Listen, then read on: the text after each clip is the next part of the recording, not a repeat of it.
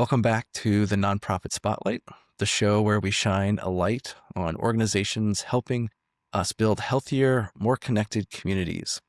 I'm your host, Mike Gussler, and today we're stepping into the woods, onto the trail, and into the quiet spaces that help us heal. Our guests today come from Imagine Wellbeing, a nonprofit dedicated to inclusive, holistic wellness experiences rooted in nature. Imagine Wellbeing exists to remind us of something we often forget in the rush of everyday life, that well-being isn't a luxury, and that connection to our inner wisdom, to the natural world, and to one another is essential to our mental, physical, and emotional health. From the forest therapy and sound immersion to mindful hikes, camping retreats, meditations, and virtual gatherings, these programs are designed to nourish the whole person. And they make these experiences accessible to all through tiered pricing and open-hearted community building. In a world of constant noise and disconnection, Imagine Wellbeing creates spaces where people can breathe, reflect, and remember they are seen, heard, and valued exactly as they are. Today, we'll explore how nature becomes a partner in healing,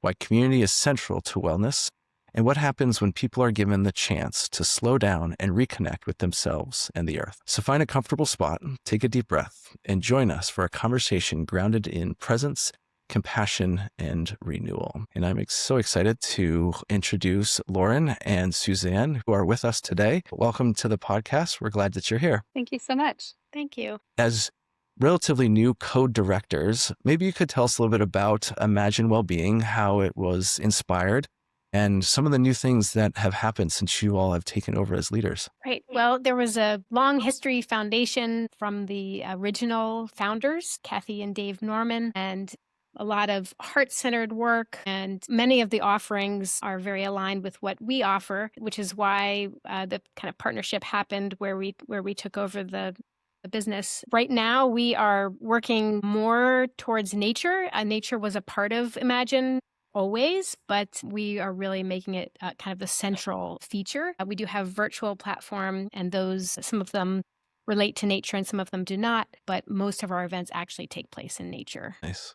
Suzanne, maybe you could say a little bit more about what is at the heart of Imagine Wellbeing and what you all do and provide. Absolutely. The heart of Imagine Wellbeing is our community, building our community and our holistic practices. I think bringing people together in nature, in community, and then offering these different modalities for them to connect with themselves. So within, connecting with others, as well as, again, connecting with nature. That's great.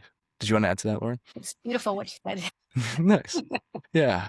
I love how you all emphasize like that inner wisdom, the connection to nature and to community. So why is connection to nature something different than, say, just doing activities in nature or programming in nature? I'll take that one. Yeah, When go people for it. reconnect to their inner wisdom, they begin to trust their own signals, what they need, when to rest, when to move, and when to reach out. And connection to nature reminds us that we're a part of something larger and cyclical, not separate or broken. And connection to community really creates safety and belonging, which are so foundational to healing. We feel like true wellness happens in the spaces between the activities, the shared silence, the conversations on the trails, the moment that someone realizes they're not alone in this great big world. So we design experiences that help those moments be possible, because connection is what, again, allows the healing and resilience and for deeper meaning and connection to take root. It sounds like, from just doing some background reading and research, that you offer things like forest therapy, which I'd love to hear more about, but connection through hiking, kayaking, cycling, and then bike packing. If you could say a little bit more about that as well, and kind of what happens in some of those experiences, or what someone who might be new into this idea could look forward to on one of these encounters. So we feel like nature isn't just a backdrop to our activities, but really is the active partner in the healing process. Our professional organization for forest therapy has a saying that the forest is the therapist and the guide opens the door. And this highlights that the healing and restoration really take place between the individual and nature. And us as guides, we provide the container and hold the space for nature to provide its magic. So, we provide a big spectrum of events, and part of that is our real desire for accessibility.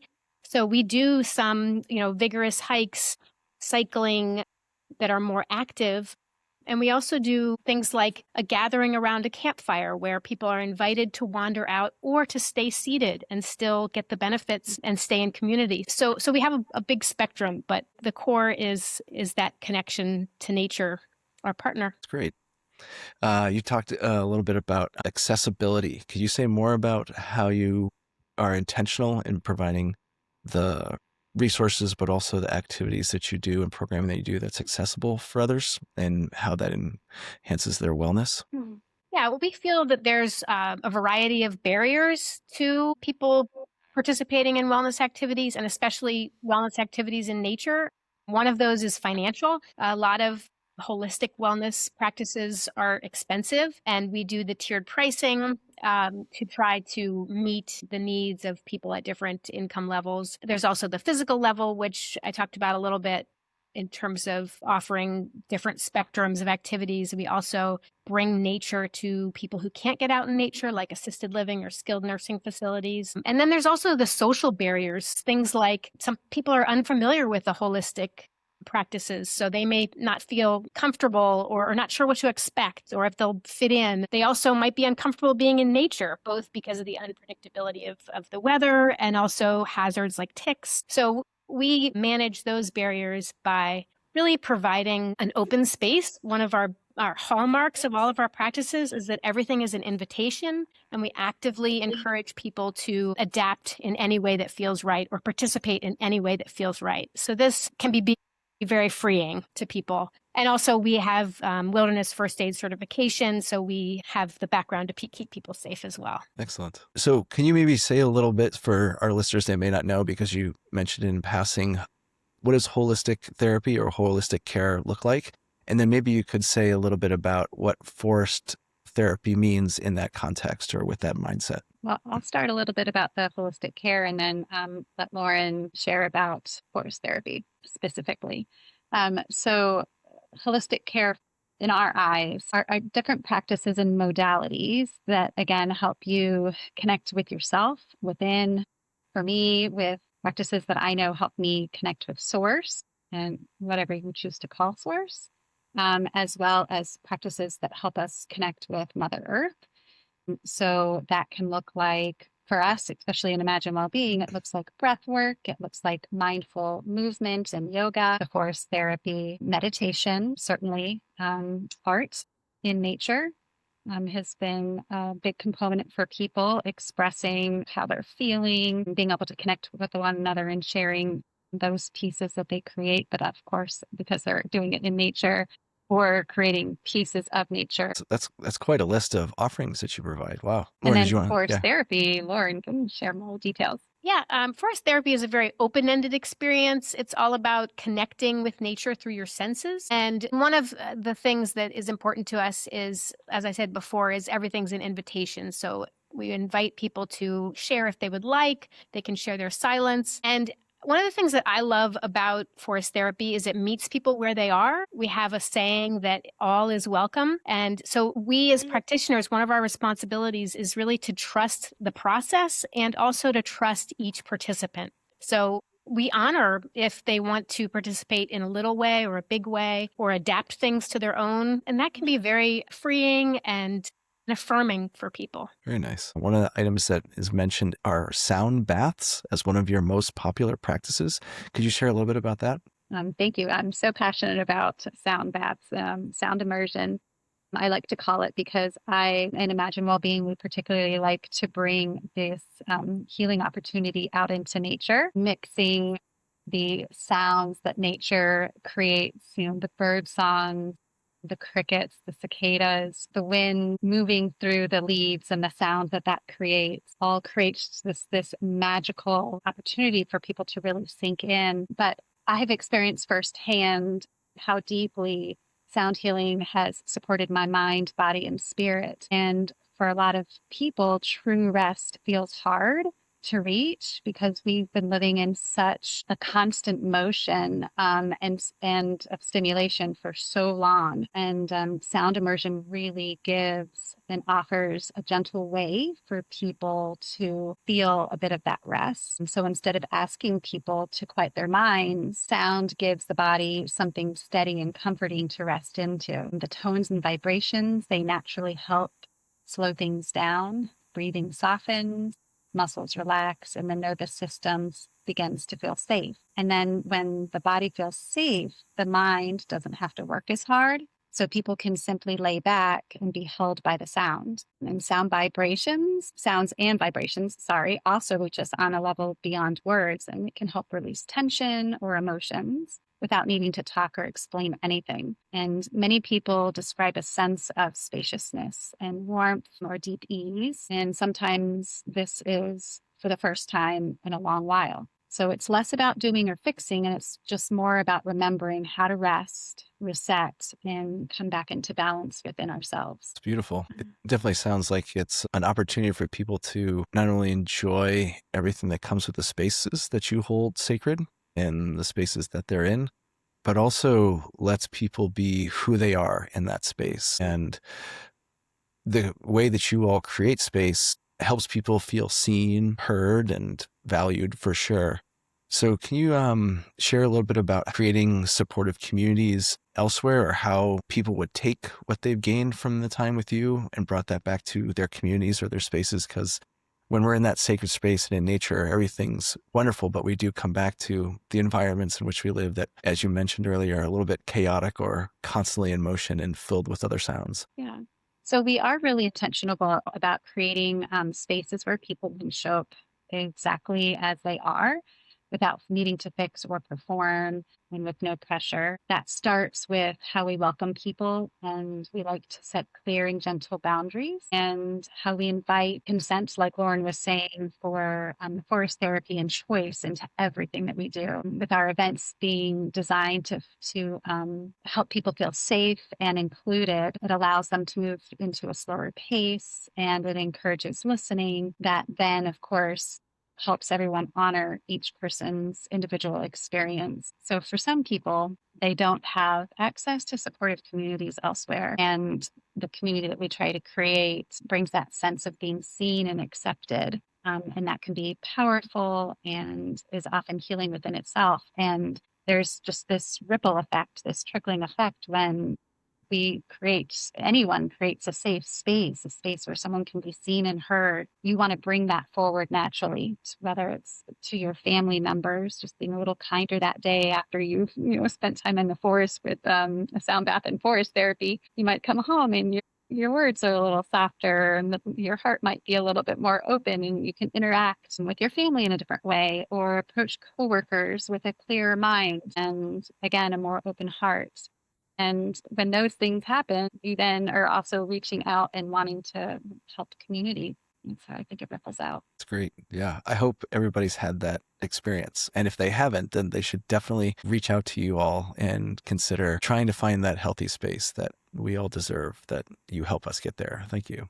I want to take a moment and transition to some of the online resources that you all provide. I read on the website that you've offered 51 meditation sessions and then 17 mindful art gatherings just in this past year. Could you say a little bit about what those are and how people can participate? And I'm assuming that's open to anybody who has access to either a Zoom or a Teams platform. Is that correct? Yeah, that's correct. Lauren, do you want to share?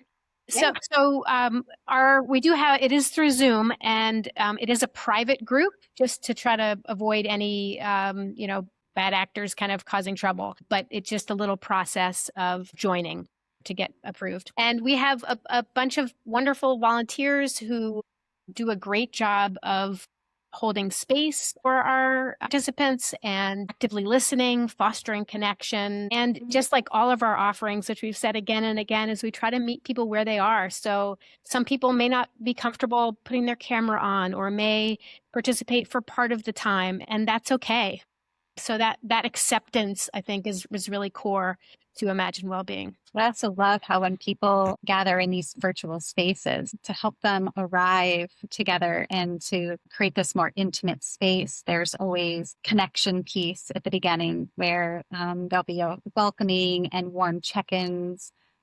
There's often shared breath work or moments of silence together. We were just honoring and so grateful for a woman in her 80s who for the last 3 years has led Monday meditation with a group. And it was a small but mighty group. And the women who participated and the few men, as she kind of joked, they had just created such a community together. And our Monday person has chosen to retire because she's, like I said, in her 80s. That means now the heartfelt gratitude and love that the community has for each other and for her was just so profound. And just to be a witness of it was so moving. That's beautiful. And so how many different communities do you have? Or is it one that continues to welcome new people, or do you always starting new communities? Well, so for the virtual gatherings, they're always open and anyone can join anytime. That was a good question. Anyone can join anytime. We post them on Meetup, and it just happens that this particular group had been long-standing. But there's an art group, there's been a meditation group, there's been a chair yoga group, there is a caring for ourselves, caring for our earth group that we'd love to talk a little bit about. Yeah, and just people come and go as they feel called to the group. Nice. Yeah, maybe share a little bit about some of those groups that you have. Lauren, do you want to talk about caring for ourselves and caring for the earth group? Yeah, this is a long-standing group that was going on before we joined Imagine Wellbeing. It's about trying to care for people in this time where we're concerned about, or many people are very concerned about the earth and nature. And so the leader does a wonderful job of creating space for everyone and also providing some tools for how to deal with the stress that can accompany caring for the earth, breath work and guided meditation and real strong connection with the group. Beautiful. When they gathered together, I got to participate in one of their virtual gatherings, and it was a joy that one of their openers is to share what good did they do for the earth since they met last. And so one young lady was talking about how she was over by the Ray Caverns and was walking a trail there, and she had a trash bag, and I guess she always carries trash bags with her, and she went through the trail and picked up all the trash, and she talked about how that felt for her to be able to care in that way and clean up in that way, giving gratitude, but also that awareness, like we have to do better for this earth, for each other. Yeah, that's great. So in addition to some of these individual opportunities that people can participate in, as well as your online platform, you also offer retreats and extended time in nature. Could you say a little bit more about what that looks like? And is that open to families or corporate groups or just neighborhoods? Like what kind of offering does that provide? Yeah, good question. So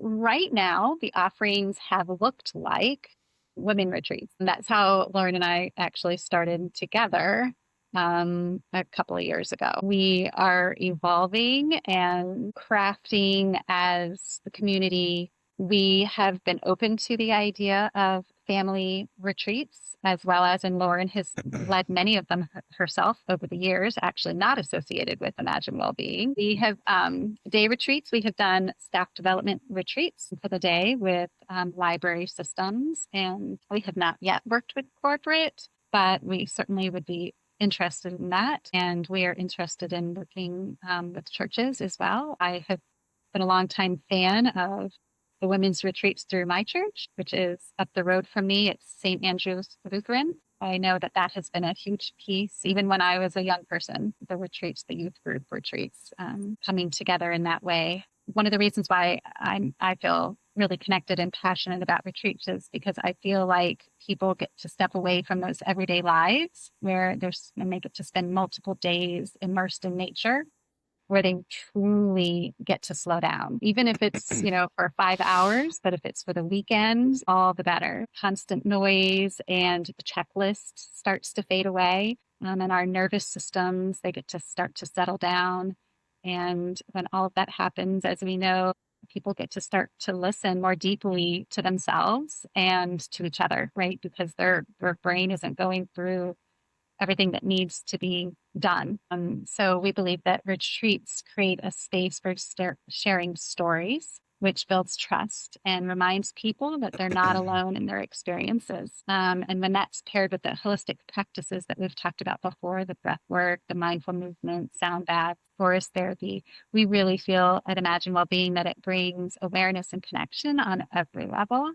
And like I said, especially in women's retreats, we have noticed that there's so much comfort and power that comes when women gather and share stories of becoming mothers or being wives or, being daughters and how they're navigating the world, especially midlife. And it's been fascinating to be a witness to what they're sharing and going through. And of course, it helps them to feel more grounded and seen and connected in a world where sometimes people try to separate us. It's an opportunity for us to come together and realize that when we're together, we are all so much stronger and that there is so much love. And that's what we want people to carry forth. Beautiful. What a great vision. And I'm sure people listening to this are inspired and would love to support the work that you're doing or maybe even volunteer. Do you all take donations? Are you looking for volunteers to help with programming? What are kind of some of the needs for Imagine Wellbeing right now? Of course, the donations are wonderful to help us sustain and provide the outreach we do and all of our programming. For our tiered pricing, we have 3 different levels. So we have a reduced level for people facing financial hardship. And then we have a standard level that kind of meets the basic costs. And then we have a pay it forward level, which if someone chooses the pay it forward level, they help sustain the people that are in the reduced level. So that's one way people can give back. And then just donations to help us do more. Also, volunteers, we're always looking for volunteers in a variety of capacities. Recently a month or 2 ago, we did a great training of new hiking guides. And that was such a lovely experience just doing the training and being all together, but also seeing the effects as they're building community with each other, doing events with each other. It's been pretty powerful to kind of jumpstart all of that. Nice. And then so we have listeners that are all over the place around the country. What's your area of influence or what's your area of service right now? Right now, we're mostly around Northern Virginia and a little bit of Maryland or West Virginia, Harpers Ferry area. Our hope in the future is to do some destination retreats at different places. And of course, our virtual platform reaches people all over. Excellent. Yeah, of course. So yeah, I'm glad you mentioned future. What is the future for Imagine Wellbeing now that you both are your co-directors? Where do you hope to take the organization into the near and long term? I think our vision is hopefully that wellness will be not an afterthought, but a priority. Often in our busy modern life, we're so busy doing and working and achieving. It often takes center stage and we don't prioritize taking care of ourselves and connecting with others. So that's kind of our goal. We try to reach as many people as we can. One of our key visions is that we feel we can't do this alone. So we're constantly trying to build connections, of course, within our activities, but also connecting to other nonprofits, other parks and preserves, and other wellness practitioners. And we feel like that strengthens both us and the people we're working with. So that's kind of one of our visions. I don't know if you want to add anything, Suzanne. I think that was beautiful. And how many folks are a part of the team right now? And is that plan to expand, kind of with the programming expanding? Well, Suzanne and I are co-directors. And then we have a small board, which we want to keep growing. And then we have probably about a dozen guides that are active now, and we're actively recruiting more. Great. Thank you both so much. Is there anything that we didn't talk about that you really want to emphasize or make sure that our listeners and viewers are aware of or know about you? One thing I wanted to add is that one thing I love about it, the practices that we do, is that it meets people where they are and people take different things out of our experiences. So for some people, it's just a nice way to relax.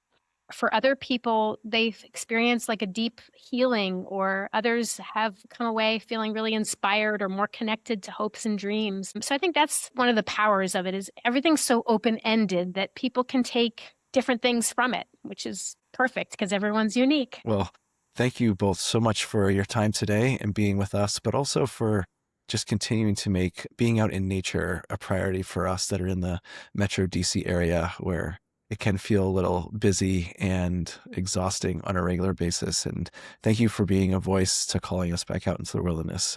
Your work is beautiful, and we are really grateful for all that you do. Thank you so much.